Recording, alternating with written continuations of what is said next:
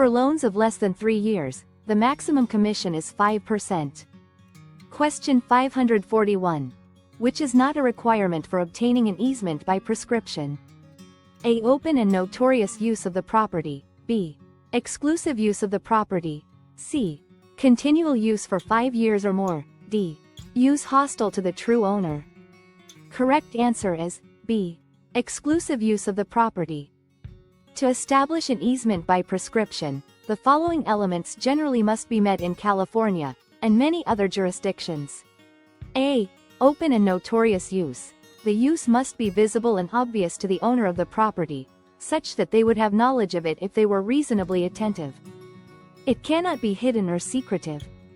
C. Continual use for 5 years or more. The use must be continuous and uninterrupted for the statutory period, which is 5 years in California.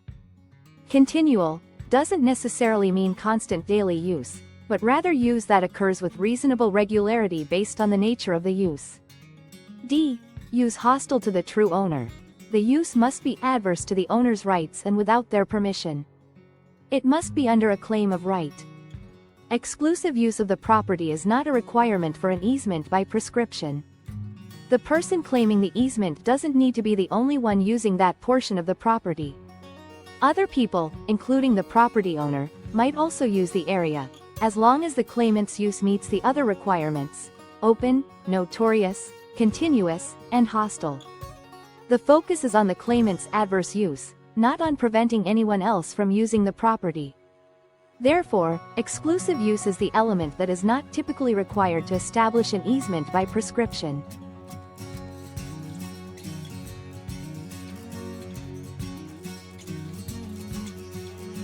Question 542. For appraisers, the present worth of benefits in the future is equal to A. Value. B. Assessed tax basis. C. Utility. D. Price. Correct answer is A. Value. This is the fundamental principle of the income capitalization approach to appraisal. This approach values a property based on the present value of its anticipated future income stream. The core idea is that a property's worth today is directly related to the benefits, income, it is expected to generate over its remaining economic life, discounted back to the present.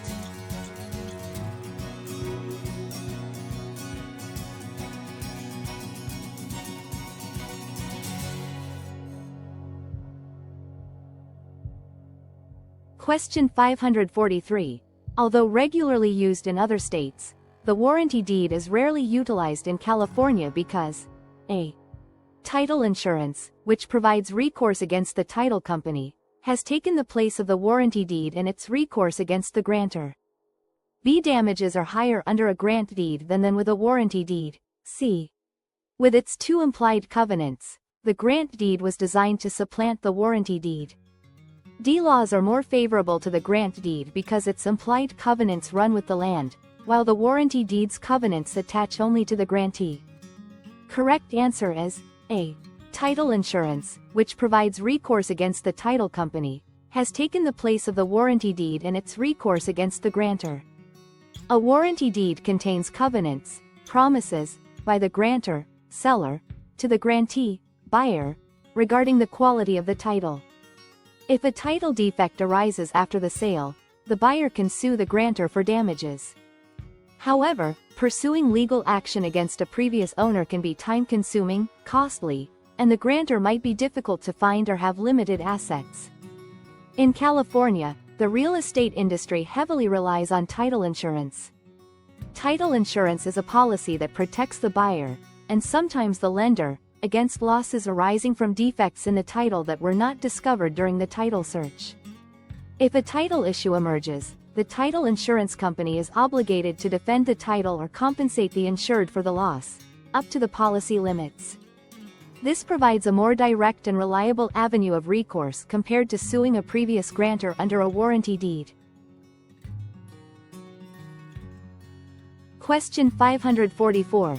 The depreciable life of residential property is A. 10 years, B. 15 years, C. 27.5 years, D. 50 years. Correct answer is C. 27.5 years. The IRS uses a modified accelerated cost recovery system, MACRS, to determine depreciation for tax purposes. Residential rental property is generally categorized in a property class with a 27.5-year recovery period. For commercial buildings, it is 39 years. This means you can deduct a portion of the property's cost over this time frame on your tax returns.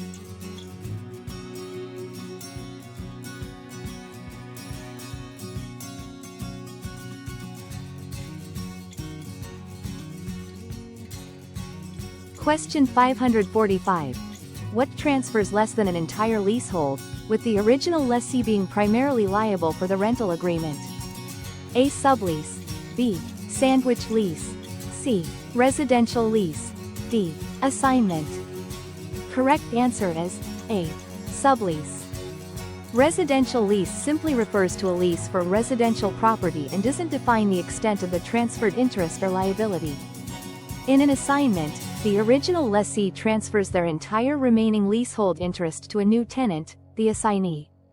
With a valid assignment, the assignee typically becomes directly liable to the landlord for the rent and other lease obligations.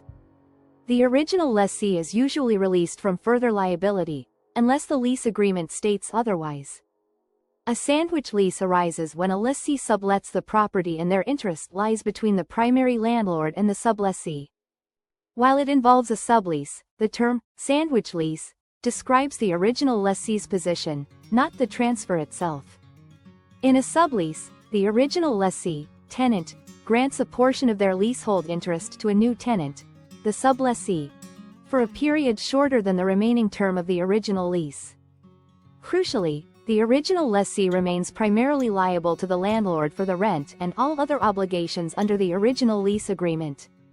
The sublessee pays rent to the original lessee, who then pays the landlord. Essentially, a sandwich lease is a sublease with the goal of the original tenant making money as a middleman. All sandwich leases are subleases, but not all subleases are sandwich leases. Question 546. When selling a foreclosed property under the power of sale clause of a trust deed, the trustee must wait 3 months before A. Publishing a notice of foreclosure, B. Publishing a notice of intention to sell, C. Recording a notice of default, D. All of the above. Correct answer is B. Publishing a notice of intention to sell. Here's the typical timeline for a non-judicial foreclosure, power of sale, under a trust deed in California. 1. Notice of default, NOD, is recorded. This officially starts the foreclosure process. There is no mandatory waiting period before recording the NOD once the borrower is in default. 2. 3-month reinstatement period. After the NOD is recorded, the borrower generally has a period of 3 months to reinstate the loan by paying all past due amounts, plus fees and costs. 3. Notice of trustee's sale, NOTS, is recorded and published. If the loan is not reinstated within the 3-month period, the trustee can then proceed to publish the notice of trustee's sale. This notice sets the date, time, and place of the foreclosure auction. The NOTS must be 1. Recorded at least 14 days before the sale. 2. Posted on the property at least 20 days before the sale. 3. Published in a newspaper of general circulation once a week for 3 consecutive weeks, with the last publication no less than 5 days before the sale. Therefore, the trustee must wait the initial 3-month reinstatement period after recording the notice of default before they can publish the notice of intention to sell, which is effectively the notice of trustee's sale.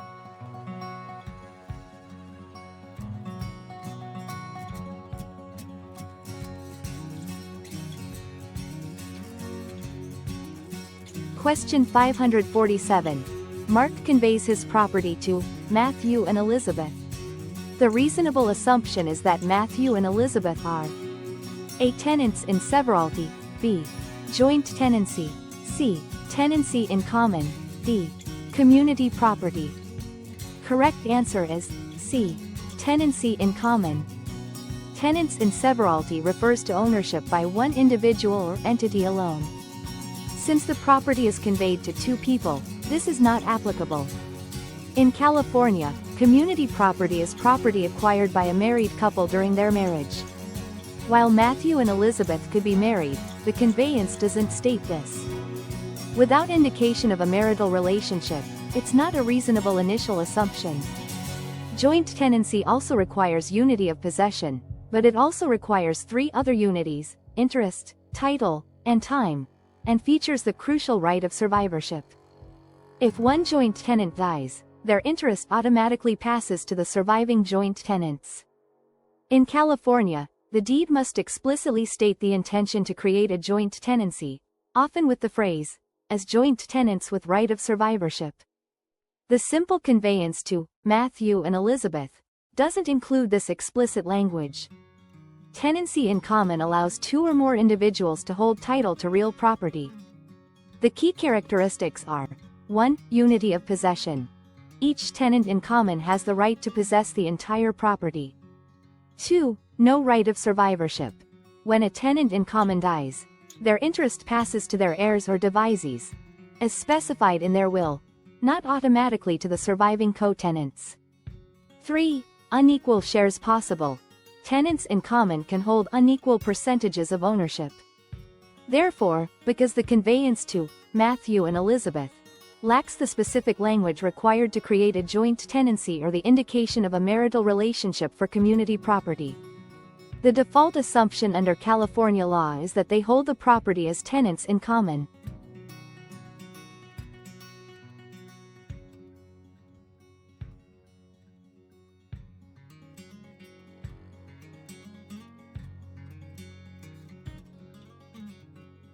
Question 548.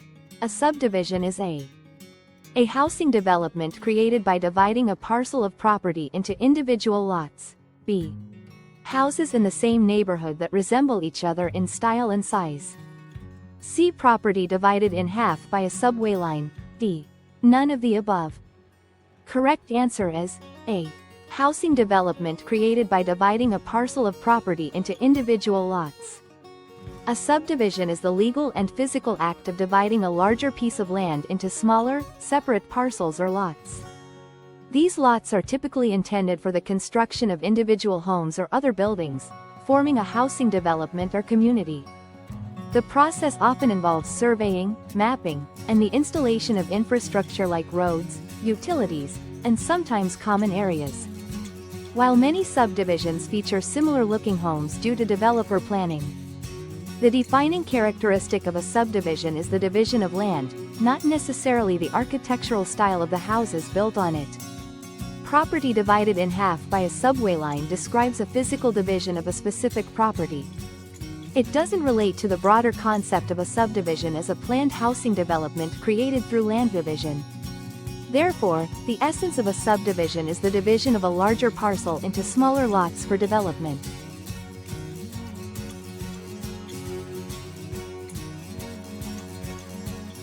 Question 549. Which listing agreement is the most favorable for the listing agent? A. Open listing. B. Exclusive agency listing. C. Exclusive authorization and right to sell listing. D. Non-exclusive listing. Correct answer is C. Exclusive authorization and right to sell listing. In an open listing, or non-exclusive listing, the seller can list their property with multiple agents simultaneously. Only the agent who actually finds a ready, willing, and able buyer earns a commission. If the seller finds a buyer on their own, no commission is owed to any of the agents. This offers the least security for the agent's time and effort. Exclusive agency listing agreement grants one agent the exclusive right to sell the property. However, if the seller finds a buyer themselves, the agent is not entitled to a commission. While better than an open listing, it still leaves the agent without compensation for their marketing efforts if the seller independently secures a buyer. Under exclusive authorization and right to sell listing agreement, the listing agent is entitled to a commission no matter who sells the property during the listing period. Even if the seller finds a buyer themselves, the agent is still owed a commission. This provides the highest level of certainty and protection for the agent's efforts. Therefore, the exclusive authorization and right to sell listing provides the most protection and opportunity for the listing agent to earn a commission, making it the most favorable type of listing agreement for them.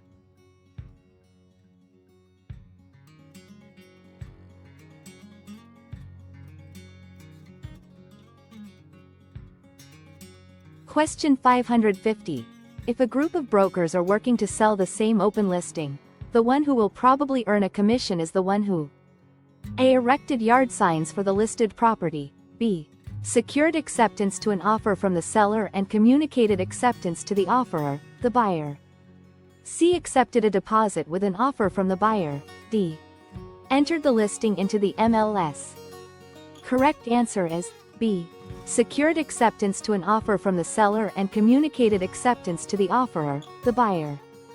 While putting up signs is a marketing activity that could lead to a sale, it doesn't automatically make that broker the procuring cause. Another broker might bring the actual buyer. Accepting a deposit is part of the offer process, but it doesn't guarantee the seller will accept that offer. The commission is earned upon acceptance and a completed sale, or a ready, willing, and able buyer being procured. Listing the property on the MLS helps to market it to a wider audience of agents and potential buyers. But it doesn't automatically mean that broker is the one who brought the buyer and secured the accepted offer. Another agent could find the buyer through the MLS listing. In an open listing, the seller agrees to pay a commission only to the broker who is the procuring cause of the sale. Procuring cause generally means the broker whose actions directly and continuously led to the buyer and seller entering into a binding agreement.